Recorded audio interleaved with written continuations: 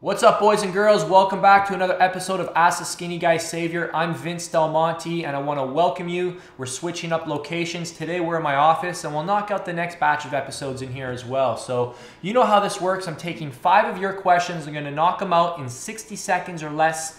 And this is straight to the point, no nonsense style. Okay, so the first question goes to Kendrick. Kendrick wants to know my thoughts on milk versus protein powder for post-workout. Thanks, Vince. Great question, by the way. First off, milk is better than nothing. The only problem I have with milk is, well, especially if you're getting it from North America, it's not an optimal source of nutrients. But my main problem when it comes to post-workout nutrition is the fat slows digestion. So you're not gonna get a quick uptake of amino acids compared to a whey protein powder, a synthetic protein powder that is designed to get the protein into your muscles faster. So if you had to pick, for the majority of the time, stick with the protein powder and save the milk for maybe just on, you know, treat days, cheat days sort of thing. And that's the approach that I would take. This is from Brian Brinker. So Brian says, my question involves leg development for mass. I've been told that because the legs are a larger muscle that you need to do more sets to help fully build them for size. Is this true, or should I stick to my 3 to 4 sets of 6 to 10 reps? Yes, eventually it will be true once you adapt to the current protocol you're on. So yes, bigger muscle groups can take on more volume, more sets, but that doesn't necessarily mean you just have to start doing that right now. If your body hasn't adapted to 3 to 4 sets of 6 to 10 reps, you have no business doing a 5th or 6th set. Does that make sense? This is all based under the logic of adaptation equals stagnation. Until you adapt to something, you're not going to stagnate, so there's no point in doing more. That's a great question, Brian. Okay, next question goes to Chris. Chris asks, what's your opinion on training diet through injury and cold and flu? I hurt my knee and then have had 2 rounds of illness, and devastatingly, I'm 3 weeks out of training now. Now I feel and look like meh.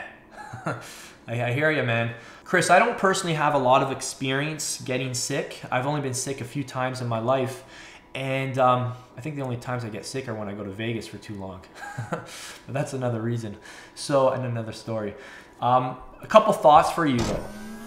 Don't play the victim card. A lot of people see getting sick as an opportunity for being lazy. They do nothing. They sit on the couch. They slack. They feel sorry for themselves. And don't do that. What you need to do is take control of the situation, man up, start doing things to get better. Nutritionally wise, up your vitamins, water, ginseng, minerals, vitamin C.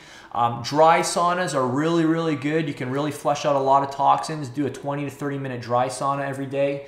And you definitely want to, you can continue training, just don't expect to set any records when it comes to endurance kind of things. Strength, you might actually find that you're stronger when you're sick.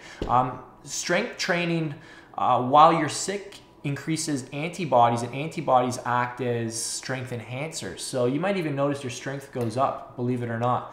And you can train through it, but just kind of back off on the endurance kind of stuff. This question goes to Adrian. Adrian asks, what is the best time to train? I love this question. We get it all the time. So first and foremost, Adrian, when you can. Now, if you have a lifestyle that allows you to pick and choose what times you train at, then we definitely want to take a look at the research on circadian rhythm, which is your body's own internal clock. And what you'll see is that your body's most anabolic hormones, several of them peak 3 hours after waking up and 11 hours after waking up. So if you're to wake up at 6 a.m., that means you'd be the strongest in the gym at 9 a.m. and 5 p.m. So that's something to consider and experiment with. Another thing I heard Charles Poliquin discuss at one of his seminars is that it takes 3 hours for the synovial fluid to warm up to an optimal level. So basically your joints are going to be more protected if you wait a couple hours before training. And then lastly, we need to consider nutrition. A lot of guys can't train without any food in them, so they need 1 meal or 2 meals or 3 meals in them before they have a workout, and that will impact when you choose to train. Next question goes to Cobus. His question is, hi Vince, I get really ripped, but I just can't get rid of the last bit of water fat around my abs and lower back area.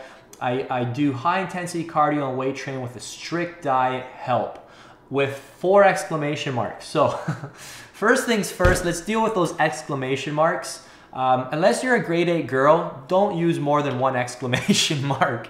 My buddy told me this the other day. He's an English major, and he always gets mad when I use tons of exclamation marks. So anyways, the joke was originally on me. Now it's on you, but I'm sure you can take it. So let's get on to your question. So here's the deal. It sounds like you're doing a lot. You're extreme dieting, you're doing lots of cardio, you're doing lots of weights. When someone tells me they're like pushing the envelope, they're at full capacity and they don't know why they're not dropping, oftentimes we need to pull you back a bit. So my first thing is, why don't you start taking 2 days off a week? Make sure you take a full day off on Sunday, a full day off on Thursday.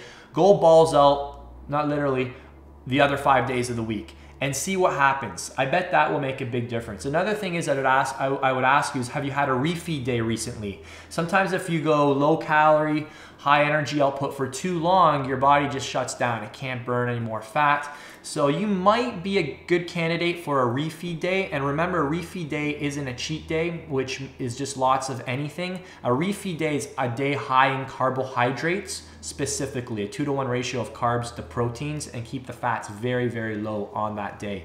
That could get the thing going again for you, the fat loss going for you. Thank you so much for you to get a question answered in another episode. Make sure you like my fan page. That's where I get the questions. So if you don't like it, you can't ask me a question and I can't answer it for you.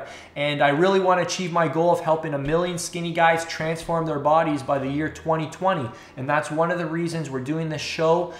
Pretty soon we're going to be doing this show on a daily basis. And for you not to miss out on me being able to help you or answering your question, all you need to do is subscribe to the channel. Thank you so much. We'll see you soon.